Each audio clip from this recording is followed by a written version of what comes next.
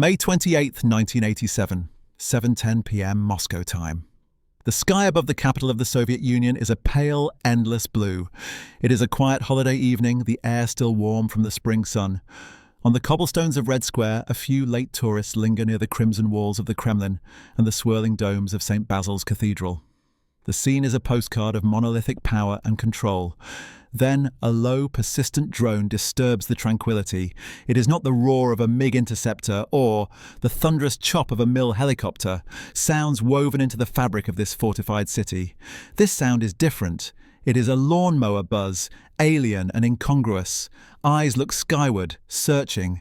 From the southwest, a small, white-striped aircraft emerges, so low it seems to skim the rooftops of the apartment blocks on the Moskva River's far bank. It is a Cessna 172 Skyhawk, a tiny four-seater civilian aircraft. It banks gently, its wings tipping over the onion domes, and descends toward the wide stone span of the Bolshoi Moskvoretsky Bridge. The aircraft's wheels kiss the pavement, bouncing once, twice before settling into a rolling taxi. It drives past stunned pedestrians, turns left, and comes to a final halt on the edge of the vast square, a stone's throw from the tomb of Vladimir Lenin. The engine coughs and falls, silent. The cockpit opens. A teenage boy in a red flight jacket climbs out, smiling, and begins handing out autographs to the approaching, bewildered Muscovites. He has just flown, unmolested and unchallenged, through 420 miles of the most heavily defended airspace on Earth. His name is Matthias Rust. He is 18 years old, and he is from West Germany. In this silent, cinematic moment, the myth of Soviet invincibility shatters against the reality of a single-engine propeller plane parked in the very heart of its empire. The sirens begin to wail only after he has landed. To understand the magnitude of the event that unfolded that May evening, one must first comprehend the edifice it breached. By 1987, the Union of Soviet Socialist Republics was not merely a country. It was a paranoid fortress, a continental-scale machine whose primary function, after ideology, was defense. For 4 decades, the Cold War had been defined by a single, terrifying equation: the threat of mutual assured destruction, delivered by intercontinental ballistic missiles and long-range bombers. To counter this, the Soviet Union had constructed the largest, most layered, and most expensive air defense system in human history. This system was known as the Vojska Protivovozdushnoi Oborony, the Air Defense Forces, or PVO. It was a separate branch of the military, rivaling the ground forces and strategic rocket forces in prestige and budget. Its domain was the very airspace of the USSR, an area spanning 11 time zones. The PVO's mission was absolute. Nothing unauthorized would fly. Its structure was a multi-echelon shield. The outermost layer consisted of a network of ground-based early warning radars like the Daryl and Dnepr systems, arrayed along the vast borders. These were supplemented by ICE, Stork, over-the-horizon radars, designed to detect mass bomber launches thousands of kilometers away. In space, a constellation of satellites, part of the OCO program, watched for the infrared plumes of American ICBM launches. The second layer was airborne, a fleet of specialized aircraft like the Tupolev Tu-126 MOS and the later Bereev A-50 mainstay, flying radar stations based on the IL-76 transport, patrolled the peripheries, acting as mobile command posts to coordinate the interceptors. And the interceptors themselves were legendary. The swift Sukhoi Su-15 Flagon, the massive Mikoyan MiG-25 Foxbat, and the newer, agile MiG-31 Foxhound. Their pilots were the elite of the Soviet Air Force, trained for high-altitude, high-speed engagements. The final terminal layer was a dense thicket of surface-to-air missiles, SAMs. The systems bore NATO code names that became infamous: the SA-2 guideline, which had downed Gary Powers' U-2 in 1960, the mobile SA-6 Gainful, the long-range SA-5 Gammon, and the ubiquitous SA-3 Goa. Around Moscow, the ring of SAM sites was so dense it was known as the Moscow Air Defense Ring, an almost mythical barrier believed to be impenetrable to anything but a full-scale nuclear attack. This entire apparatus was commanded from deep underground bunkers, like the massive complex at Lipetsk, where data streams from radars, satellites, and spies were fused into a single, supposedly omniscient picture of the sky. Politically, this system was more than military. It was a pillar of state ideology. The narrative of an encircled socialist motherland, perpetually on the brink of imperialist aggression, justified the system's cost and the society's suffocating secrecy. The borders were not just lines on a map, they were the sacred borders of the motherland, guarded by KGB border troops with shoot-to-kill orders. The air defense network was the technological embodiment of the Iron Curtain, a symbol of the state's total control over ingress, egress, and information. Yet, by the mid-1980s, this fortress was showing cracks.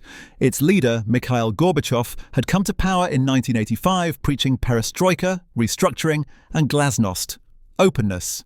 His goal was to reform the stagnant Soviet economy and society, but his policies sent tremors through the rigid, hierarchical structures of the military and the KGB. The war in Afghanistan, now in its 8th year, was a draining quagmire that exposed the limits of Soviet conventional power and eroded morale. Within the PVO itself, a culture of fear and cover-up was endemic. Reporting an unidentified blip on a radar screen could invite career-ending scrutiny or accusations of incompetence. It was often safer to filter out anomalies to assume they were birds, weather phenomena, or friendly aircraft than to sound an alarm that might prove to be a false one.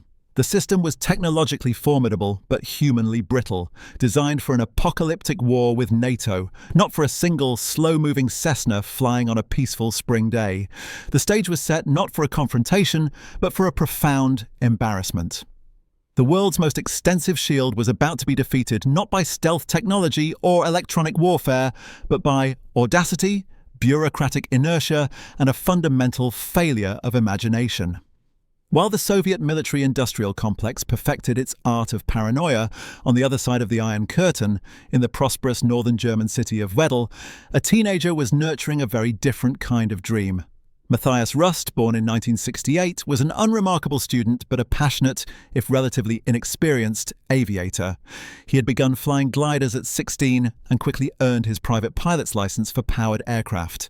The son of an engineer, Rust was described as quiet, idealistic, and deeply affected by the climate of Cold War tension. The 1986 Reykjavik summit between Gorbachev and Reagan, which had briefly raised hopes of nuclear disarmament before collapsing, left a particular impression on him. He later claimed a desire to build an imaginary bridge between East and West, to personally deliver a plea for peace to the Soviet leadership. Whether this was genuine youthful idealism, a quest for profound personal significance, or a dangerous cocktail of both, it set him on a collision course with the fortress.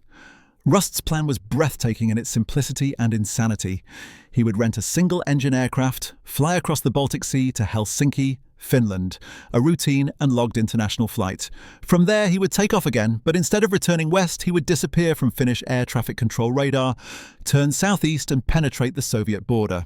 His chosen instrument was a Reims/Cessna F172P Skyhawk, registration DECJB, rented from a Hamburg flying club. It was a robust, ubiquitous trainer, cruising at a leisurely 140 knots, with a maximum altitude of about 14,000 feet.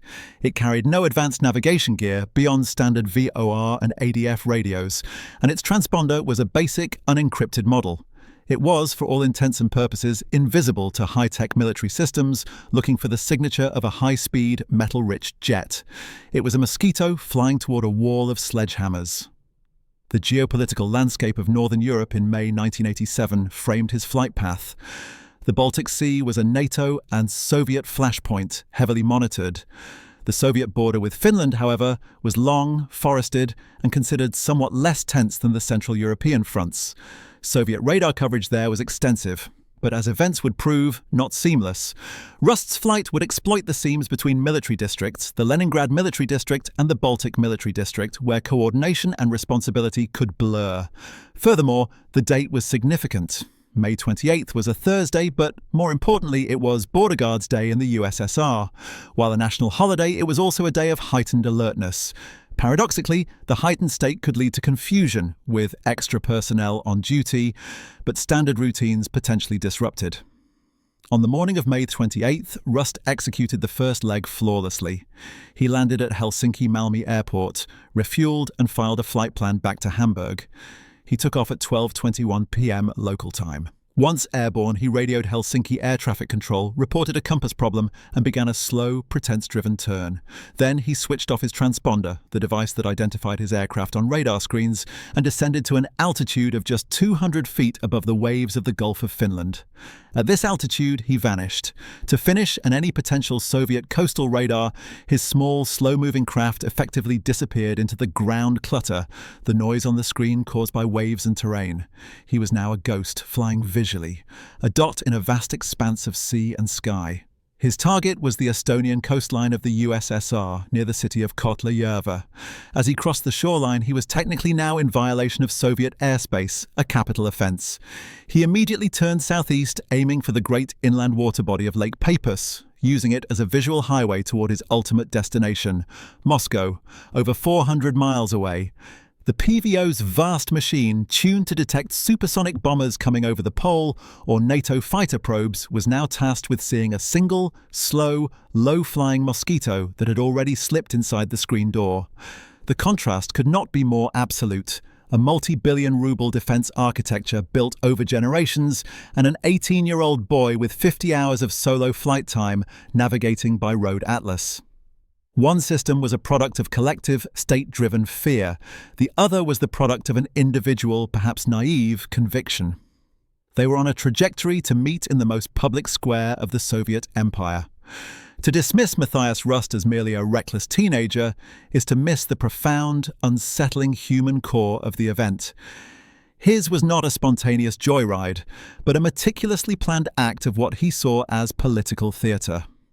Understanding Rust requires wading into a murky pool of motive, where youthful idealism, personal grandiosity, and a startling naivete about geopolitical reality intermixed. Rust's stated motive, repeated after his arrest and in subsequent interviews, was a desire to reduce Cold War tensions. He claimed to have been inspired by the failed Reykjavik summit, seeing a tragic gap between the people's desire for peace and the intransigence of governments.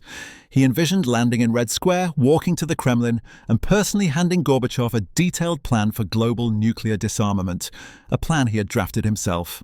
This narrative frames him as a lone peace activist, a modern-day Icarus flying toward the sun of diplomacy.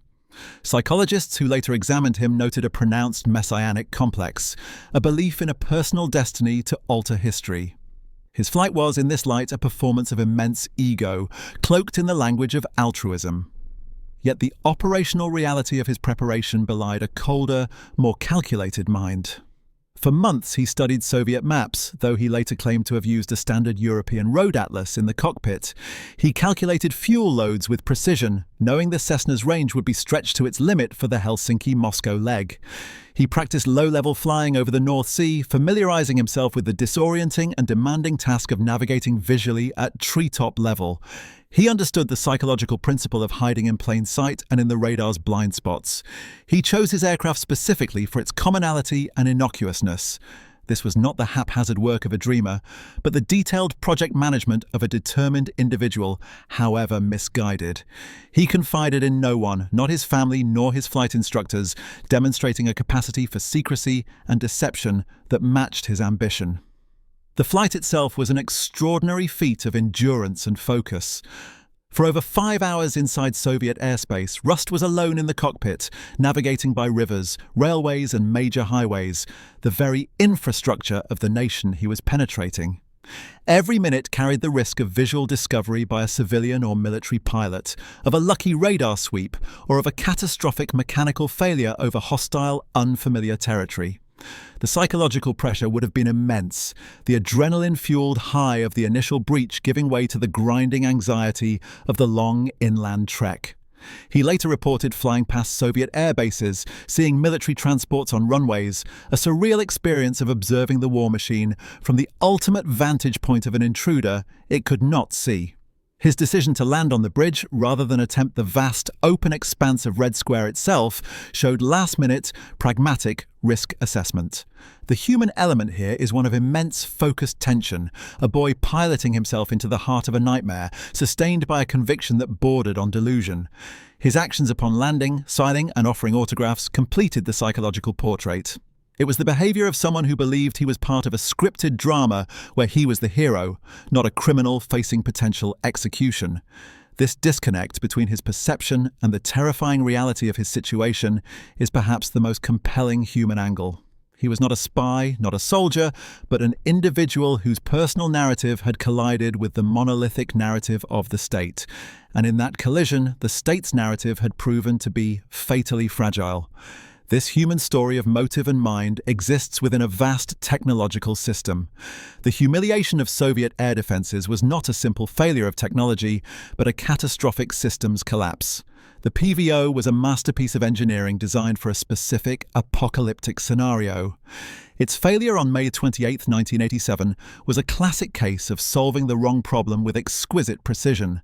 To understand the breach, one must dissect the machine's intended function and the human procedures that turned its gears. Technologically, the system was biased towards specific threats. Its radars, both ground-based and airborne, were optimized to detect and track high-flying, fast-moving radar-reflective objects, American B-52 Stratofortresses, SR-71 Blackbirds, or cruise missiles.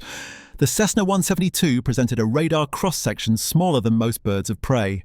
Flying low, its signal was drowned in the permanent clutter of ground returns, hills, buildings, trees. The Doppler filters designed to separate moving targets from stationary ground clutter often filtered out slow-moving objects like propeller planes, classifying them as irrelevant noise. Furthermore, Rust's route took him over vast stretches of forest and lake, terrain that naturally produced chaotic radar echoes. To the sweeping gaze of a Dariel radar hundreds of miles away, DECJB was effectively invisible. It was a stealth aircraft achieved not by advanced materials, but by physics and presumption. The procedural architecture was equally flawed, built on a foundation of rigid hierarchy and fear. The air defense network operated on a strict identification friend or foe, IFF protocol. Any target not positively squawking a correct, constantly changing Soviet military transponder code was, in theory, hostile. But the process of escalating a detection into an interception was labyrinthine. A radar operator spotting an ambiguous blip would not scramble fighters autonomously. He would report to his command post. That post would seek confirmation from adjacent sectors to rule out a friendly aircraft off its planned route. Given the vast number of military training flights, transport aircraft and Aeroflot civilian traffic, this filtering process was constant.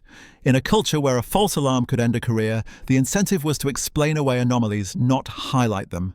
The infamous phrase, "Nebit vpadku," let there be no incident, governed minds more than any technical manual. Rust's flight exploited these procedural seams with brutal efficiency. He was detected multiple times. At approximately 2:29 p.m. over Estonia, a Soviet radar station did pick up an unidentified track. Later, near the town of Gdov, a senior lieutenant did issue an alert, but the order was reportedly countermanded by a superior. As Rust crossed into the Leningrad military district, his aircraft was again spotted and tentatively identified as a Soviet-designed Antonov An-2 biplane, a common agricultural aircraft which would explain its slow speed and low altitude. This misidentification was critical. It downgraded the threat from a potential NATO intrusion to a domestic plane possibly off course. No intercept was ordered. The final devastating procedural failure occurred in the Moscow air defense zone itself. At 6:40 p.m., a full half-hour before Rust landed, a civilian air traffic controller at Moscow's Sheremetyevo airport actually spotted the Cessna visually and on his short-range approach radar. He contacted the PVO command post for the zone. The response was reportedly, "Don't worry about it." The assumption was that it was a plane from a local flying club, perhaps a Yak-52 trainer, despite the fact that all such flights had been grounded for the holiday. The system had seen him and then, through a cascade of faulty assumptions, bureaucratic inertia, and a paralyzing fear of responsibility, it had consciously decided to unsee him. The machine was perfect for a nuclear war. It was utterly incompetent for a peace demonstration flown by a teenager. The technology lacked the granularity, and the human operators, shackled by a toxic command culture, lacked the flexibility and initiative to recognize a threat that existed outside their doctrine. The Cessna didn't defeat the shield. It slipped through the gaps in its conceptual design. This systemic failure was enabled and exacerbated by the leadership at its helm. The Rust intrusion did not occur in a political vacuum. It was a surgical strike against the psychological and bureaucratic core of the Soviet state, exposing not just military failure, but a profound crisis of leadership. The event cannot be separated from the turbulent reign of Mikhail Gorbachev and the brittle, paranoid system he was attempting to reform. By 1987, Gorbachev was 2 years into his tenure and engaged in a high-wire act. His policies of glasnost and perestroika were explicitly designed to dismantle the stifling secrecy and bureaucratic inertia that had crippled the USSR. He sought uskorenia, acceleration of the economy, and a thaw in foreign relations, notably with the United States. To achieve this, he needed to weaken the immense power of the conservative old guard within the Communist Party, the KGB, and the military-industrial complex. These institutions were the bedrock of the Brezhnev-era stagnation. They thrived on external threat, internal control, and limitless budgets justified by the Cold War. Gorbachev's reforms were a direct threat to their authority, prestige, and very reason for being. The PVO, as a key component of the military-industrial complex, was a stronghold of this old guard. Its leaders were men shaped by the Stalinist and Brezhnevite ethos, suspicion of innovation, blind adherence to doctrine, and a primary loyalty to their institutional fiefdom, rather than to abstract notions of reform. When Rust's Cessna penetrated their domain, it presented these generals with an impossible dilemma. Reporting a catastrophic, humiliating breach to Gorbachev, a leader they increasingly distrusted, would be professional suicide. It would validate his arguments about systemic rot and inefficiency, giving him the perfect pretext for sweeping purges. Thus, in the immediate, chaotic hours after the landing, there is evidence of a desperate, silent scramble within the military command not to respond to the crisis, but to manage the reporting of it, to find a scapegoat, to contain the political fallout. This environment of top-down paranoia and bottom-up fear created a lethal paralysis, the infamous border incident of 1983, when Soviet air defenses mistook Korean Airlines Flight 007 for a spy plane and shot it down, killing 269 civilians, cast a long shadow. That tragedy had been triggered by aggressive hair-trigger procedures. In its aftermath, and under Gorbachev's new emphasis on reasonable sufficiency and avoiding provocations, the rules of engagement may have been subtly altered, creating confusion. Were junior officers now supposed to be more cautious to avoid another international massacre? The ambiguity was paralyzing. No one wanted to be the officer who gave the order to blow a civilian aircraft out of the sky over the motherland, especially if it might be a wayward domestic flight. The collective memory of Cal 007 instilled a fear of overreaction, which Rust's flight then exploited. Furthermore, the organizational structure of the PVO itself was a maze of overlapping jurisdictions and rivalries. The air defense of the border regions fell to PVO units, but internal airspace over cities like Moscow was also monitored by KGB-controlled units and the Moscow Air Defense District, a separate command. Coordination between these entities was notoriously poor, plagued by secrecy and inter-service competition.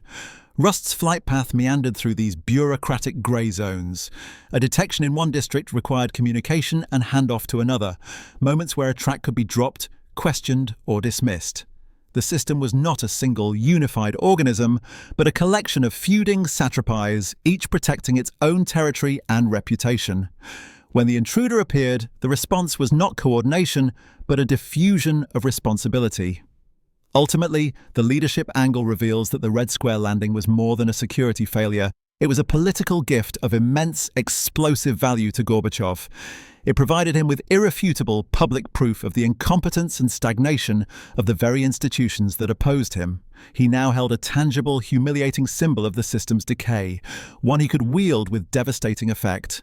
The stage was set not just for an internal investigation, but for a political purge that would rock the foundations of the Soviet military.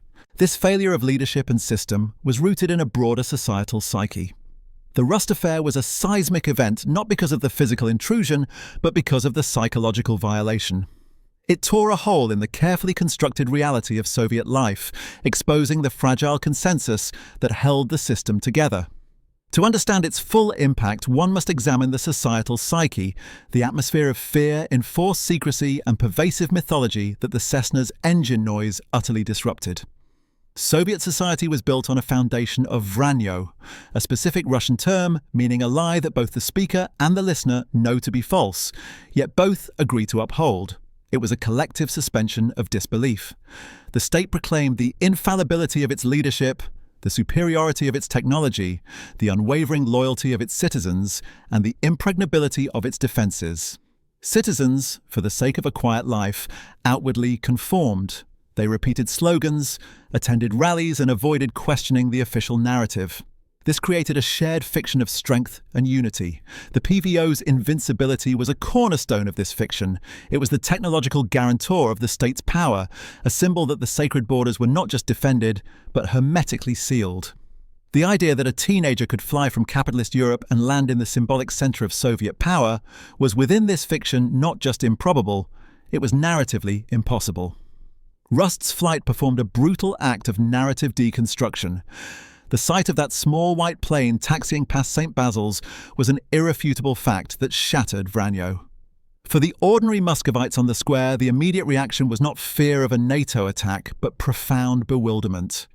Their reality had been invalidated. The subsequent frantic response of the KGB and military, the cordoning of the area with troops who had been conspicuously absent from the sky minutes before, only deepened the cognitive dissonance. The system had failed at its most basic promise: protection. If the border could be crossed so easily, what other truths were fragile? The psychological shockwave was profound, eroding the already thinning legitimacy of the state. This societal mindset directly enabled the bureaucratic failures. In a system where admitting a mistake was often worse than the mistake itself, a culture of cover-up, pokazuka, was endemic. Radar operators and junior officers were not trained for initiative or independent judgment. They were trained to follow procedures and avoid attracting the attention of their superiors or, worse, the KGB. Reporting an unexplained blip was an invitation for investigation, for accusations of negligence, or of being an alarmist. It was far safer to rationalize it away, to log it as an anomaly or a technical glitch. The entire chain of command was incentivized to maintain the facade of perfect operational control, even when control had been lost. Rust did not sneak past vigilant eyes. He flew past eyes that had been conditioned through decades of fear to see only what they were supposed to see and to dismiss anything that contradicted the official reality. Finally, the event exposed the deep-seated paradox of Soviet secrecy. The state was obsessed with concealing its weaknesses, yet this very obsession made it blind to them. Information was compartmentalized. Different branches of the military and KGB hoarded data. A radar track in Estonia was not seamlessly shared with command in Pskov or Moscow. The left hand truly did not know what the right hand was doing, not due to a technical failure of communications, but due to a philosophical commitment to opacity. The system was so focused on hiding itself from external enemies that it became opaque to itself. Rust's Cessna became the ultimate truth-teller, revealing the emperor had no clothes in the most public forum imaginable. It was a spectacle that forced the entire society, from the Politburo to the peasant, to confront the gap between myth and reality. The humiliation was therefore not merely military, but existential. It struck at the story the Soviet Union told about itself, and in that strike revealed the story to be a fiction. With these angles of human motive, technological failure, political intrigue, and societal psychology established, we arrive at the moment of the breach itself.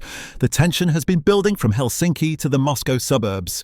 The clock reads 14:29 Moscow time, May 28, 1987. Somewhere over the dense pine forests and peat bogs of the Estonian USSR, a faint, fleeting signature dances on the edge of a radar screen at a PVO outpost. It is inconsistent, fading in and out of the ground return.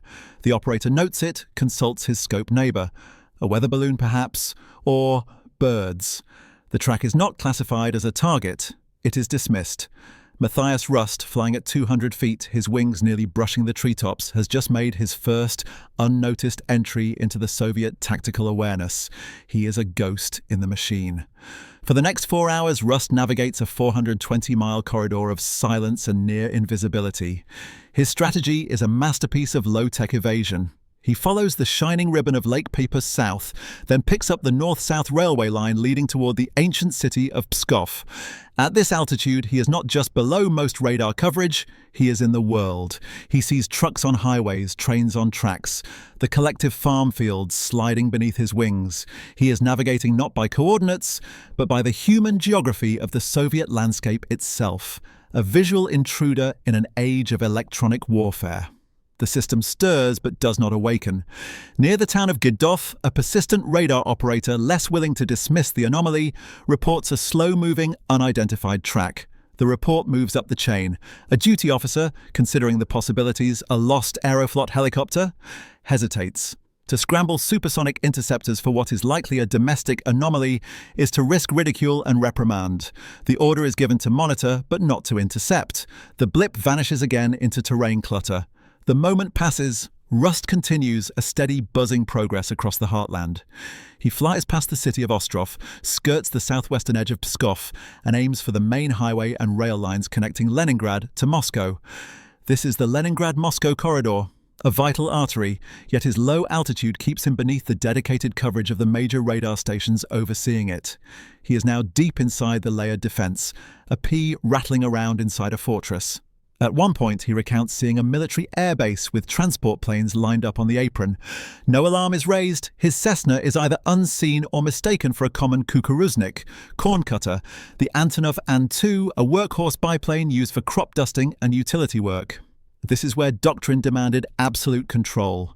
At approximately 1800, Rust spots the circular highway of the Moscow Ring Road, the definitive boundary of the capital. He increases his altitude, climbing to about 1,500 feet to clear buildings and towers. This ascent makes him more visible, and he is seen. At 1810, a civilian air traffic controller at Sheremetyevo Airport, monitoring his approach radar, sees an unidentified primary target, a blip with no transponder code, moving south-southeast, heading directly for the city centre. He is alarmed. This is his sector, and this target is unauthorized and unidentified. He immediately contacts the PVO command post for the Moscow district, a direct line to the military guardians of the capital's sky. He reports the intruder. The response from the PVO officer on duty, steeped in the assumption that nothing could have gotten this far without their knowledge, is a model of catastrophic complacency.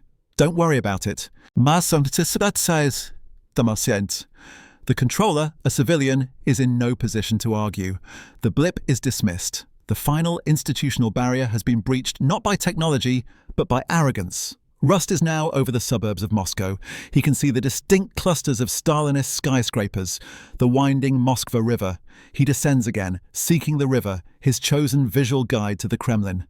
He follows its bends, flying past apartment blocks so close that residents later report seeing the aircraft's markings.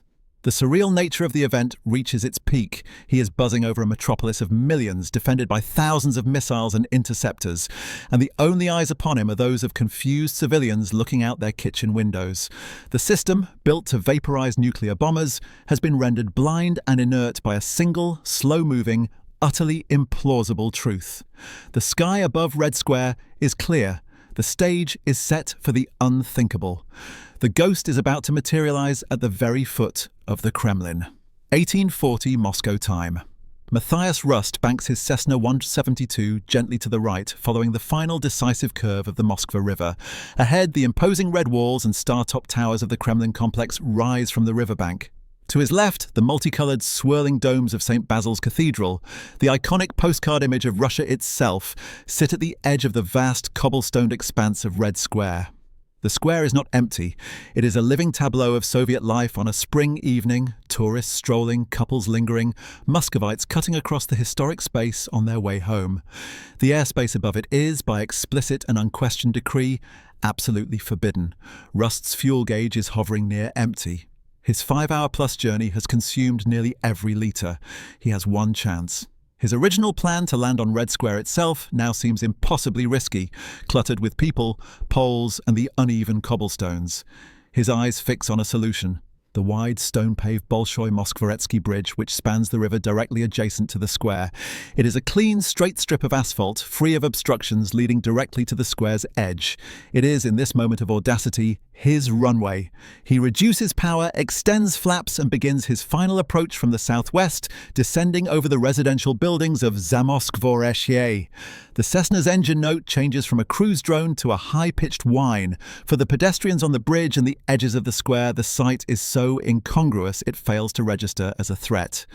A small plane flying low over the city might be part of a holiday display, a bizarre publicity stunt, or a film shoot.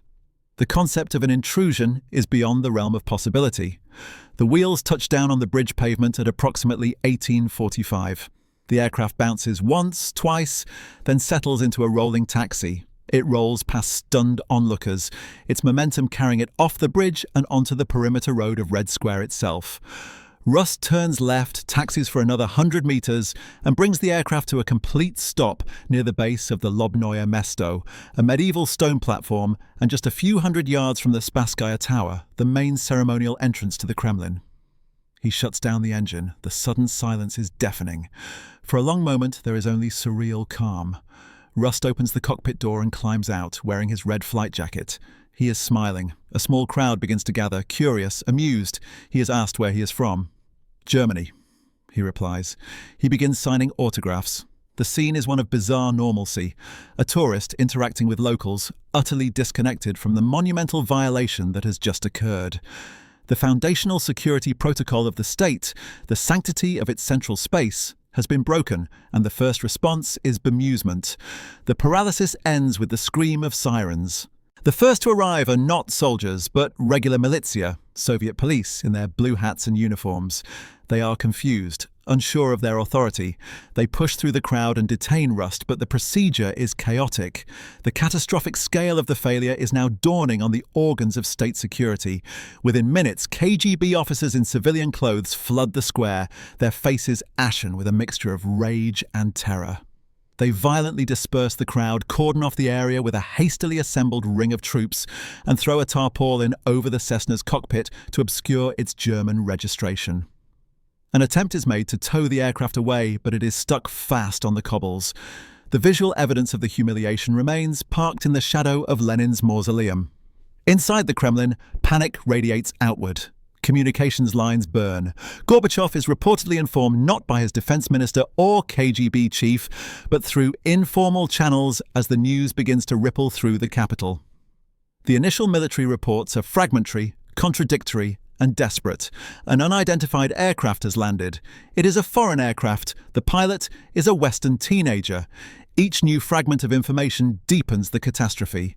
The PVO command from the Moscow district headquarters to the high command at Lipetsk enters a state of defensive shock. Orders are barked not to address the intrusion, which is already over, but to secure the area and silence witnesses. The turning point is not the landing itself, but the minutes that follow. It is the moment when the vranyo, the collective lie, shatters publicly and irrevocably. The image soon to be broadcast around the world is not of mighty May Day parades showcasing ICBMs, but of a tiny, vulnerable-looking airplane sitting impotently beneath the walls of the Kremlin. The myth of the impenetrable fortress is dead, killed not by an act of war, but by an act of unimaginable peacetime cheek. The climax is this total inversion of reality. The most powerful symbol of Soviet state power has been transformed in an instant into the backdrop for its own humiliation. The system has been proved a fiction, and the proof is parked in its living room. The immediate, chaotic aftermath gives way to a colder, more systematic reckoning. The aircraft is isolated, the pilot is taken away, and the machinery of the state begins to grind, seeking not just answers, but scapegoats and survival strategies. The silence following the engine shutdown was brief. Within the Kremlin, a storm of fury and fear erupted. Mikhail Gorbachev was at his dacha outside Moscow when the news reached him. His initial reaction, according to aides, was one of cold, towering rage, not directed at the teenager, but at the system that had allowed the intrusion to happen. Here was the perfect, irrefutable evidence for his perestroika thesis. The Soviet military, the sacred cow of the state budget, was not just bloated and inefficient, but catastrophically incompetent. For Gorbachev, this was a political weapon of unmatched potency. Matthias Rust's personal ordeal began with his rough seizure by the KGB. He was hauled to Lefortovo prison, the KGB's infamous interrogation facility in Moscow. For the next 18 months, he would be its most famous inmate. He was subjected to intense, relentless interrogation, not as a spy, for no espionage equipment or intent was ever found, but as a living artifact of the system's failure. The KGB and state prosecutor needed to construct a narrative. The maximum penalty was death.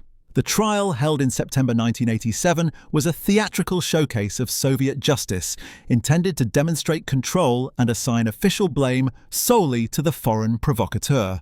Rust, defended by a court-appointed lawyer, stuck to his peace mission story. He was found guilty and sentenced to 4 years in a general regime labor camp. The relatively lenient sentence, he would serve just over 14 months before being released, signaled that even the state recognized he was a catalyst, not the core cause. The immediate propaganda crisis was immense. The Soviet news agency TASS did not release the story for nearly 24 hours, an eternity in the information age. The attempt to minimize was futile. Foreign correspondents in Moscow had already photographed the Cessna on the square. The images flashed around the globe, the ultimate symbol of Cold War openness, a civilian light aircraft parked beside the ultimate symbol of secrecy and power. In the West, the reaction ranged from stunned disbelief to open derision. Editorial cartoons depicted the Kremlin wearing a dunce cap. NATO analysts pored over the implications, realizing the air defense network had a crippling vulnerability to low-tech, low-altitude penetration. For the Soviet public, the news, disseminated through whispered rumors and foreign radio broadcasts like the BBC Russian service and Voice of America, was a profound shock. The state's aura of omnipotence had evaporated overnight. Gorbachev moved with ruthless political efficiency. He did not merely request resignations, he executed the largest purge of the Soviet military high command since Stalin's Great Terror, though with pens, not pistols. On May 30th, just 2 days after the landing, Defense Minister Marshal Sergei Sokolov, a hero of the Great Patriotic War, was publicly, humiliatingly fired. Also dismissed was the Commander-in-Chief of the Soviet Air Defense Forces, PVO, Marshal Alexander Koldunov, another celebrated wartime fighter ace. In total, over 150 senior officers, from generals to colonels, were removed from their posts, retired, or demoted. This included the entire chain of command responsible for the western border and Moscow's air defense. The message was unequivocal. The era of unaccountable, sclerotic military leadership was over. Gorbachev used the crisis to install his own loyalists, like the more reform-minded General Dmitry Yazov, as defense minister, tightening his grip on the one institution that could potentially block his reforms. The internal investigation, led by the KGB and the military prosecutor, was a masterpiece of buck-passing and limited horizon accountability. It concluded that the failure was due to negligence and poor coordination among specific officers on duty that day. It cited the misidentification of the Cessna as an An-2, the failure to scramble interceptors, and the breakdown in communication between districts. It focused on tactical and procedural errors, carefully avoiding any deeper systemic critique of the PVO's doctrine, technology, or the culture of fear that permeated it. Junior and mid-level officers became the scapegoats for a failure that was philosophical and institutional. The system would not be fundamentally restructured, its personnel would simply be punished, and everyone would be ordered to be more vigilant. The roots of the rot were left untouched, but the branches had been violently pruned.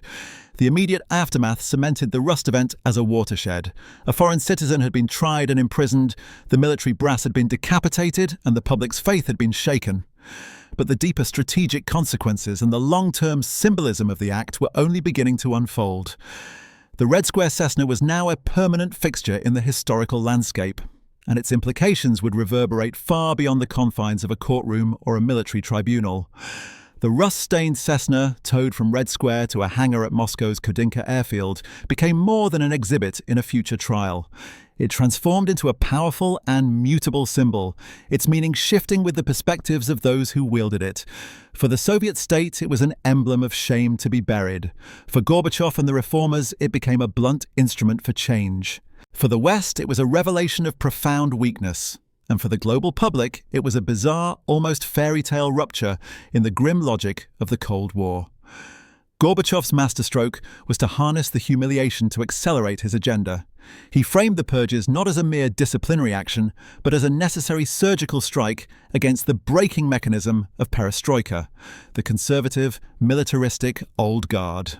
In speeches and closed-door party meetings, he directly linked the PVO's failure to the broader stagnation and resistance he was fighting. The Rust affair provided him with undeniable leverage to argue for deep cuts in military spending, which he could now portray not as weakness, but as a necessary reallocation of resources from a bloated, incompetent sector to the failing civilian economy. The event became a cornerstone of his argument for new thinking in foreign policy, which emphasized mutual security over confrontation. This shift had direct, tangible consequences in arms control negotiations. For years, Soviet negotiators had stubbornly defended the strategic necessity of their vast, expensive air defense network, particularly around Moscow. Had longer argued these defenses undermined the logic of mutual assured destruction and could be a precursor to a first strike scenario. After May 28, 1987, the Soviet position crumbled. How could they credibly argue for the military significance of a system a teenager had defeated with a rented plane? In the negotiations for the landmark Intermediate Range Nuclear Forces (INF) Treaty, signed in December 1987, the Soviet side showed unprecedented flexibility. The Rust incident, while never officially cited, hung over the talks as a silent, embarrassing proof of the futility of over-reliance on massive, static defense. It helped create a political atmosphere where Gorbachev could make sweeping concessions, knowing the military's ability to oppose him had been severely weakened. Within Soviet society, glasnost found its most potent, unintended poster child. The state-controlled press, now encouraged to report more openly, could not ignore the event entirely. While the coverage was sanitized, the mere discussion of such a colossal failure was revolutionary. It broke the taboo on publicly criticizing the military. Jokes about Rust and the PVO spread like wildfire through the populace, a form of pressure release and subversion. The incident became a reference point for every other systemic failure, from the Chernobyl disaster a year earlier to chronic food shortages. If the mighty PVO was a paper tiger, what else was built on lies? The psychological impact was a massive acceleration of the delegitimization of the entire Soviet project. For NATO military planners, the intrusion was a tactical revelation. It provided a real-world case study in the vulnerabilities of integrated air defense systems, IADS, against low observable low-altitude penetration. While the West had developed stealth technology like the F-117 Nighthawk for this very purpose, Rust proved that even non-stealthy, slow aircraft could succeed with the right tactics and a dose of audacity. Analysis of his flight path informed training for NATO pilots, emphasizing ultra-low-level flight and the exploitation of radar shadows and procedural gaps.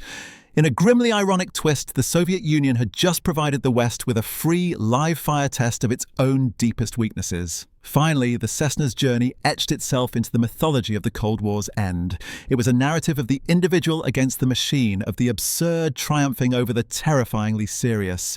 It foreshadowed the kind of unscripted, human-scale events that would soon bring down the Berlin Wall and unravel the Eastern Bloc, events where people simply stopped believing in the invincibility of the state. Matthias Rust was released in August 1988, traded for a Soviet spy in a quiet diplomatic exchange. He returned to a West Germany that regarded him with a mixture of bafflement and mild celebrity.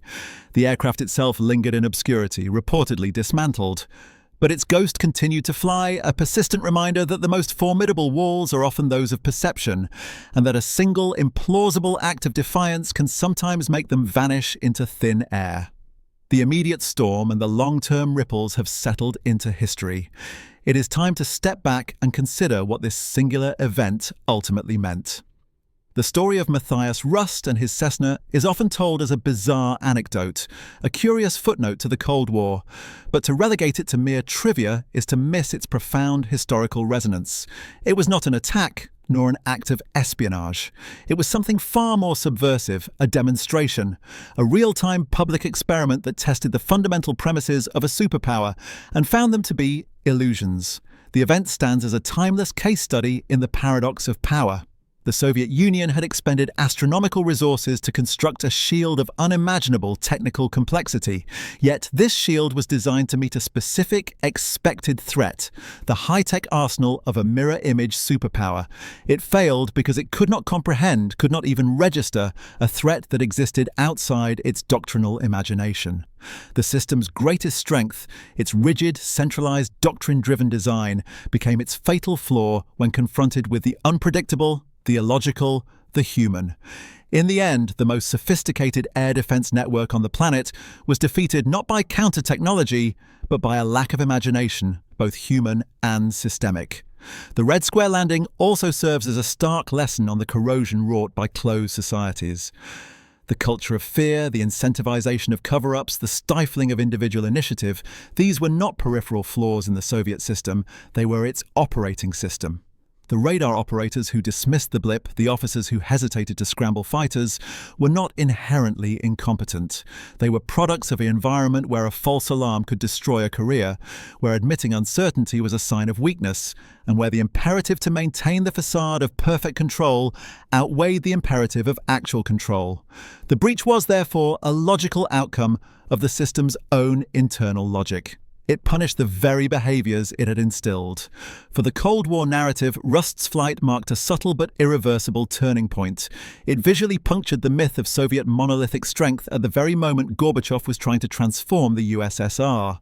The images from Red Square did more than embarrass the military. They emboldened reformers, bewildered the populace, and reassured the West that the Eastern Giant was not 10 feet tall.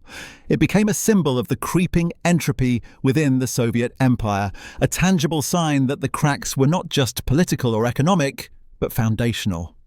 In the cascade of events that led to 1989 and 1991, the Rust affair was an early, clear signal that the emperor had no clothes, and that everyone could now see it. Ultimately, the legacy of May 28, 1987, is a reminder that security is a state of mind as much as a state of technology. The true defense of a nation lies not only in its radar screens and missile batteries, but in the flexibility of its institutions, the courage of its individuals to speak inconvenient truths, and its ability to adapt to the unexpected. The Soviet air defense forces were humiliated not by a German teenager, but by the inflexible, fear-ridden nature of their own state. The echo of that single-engine Cessna buzzing over the Kremlin walls is a permanent whisper in the annals of history, that the greatest vulnerabilities are often the ones we build for ourselves.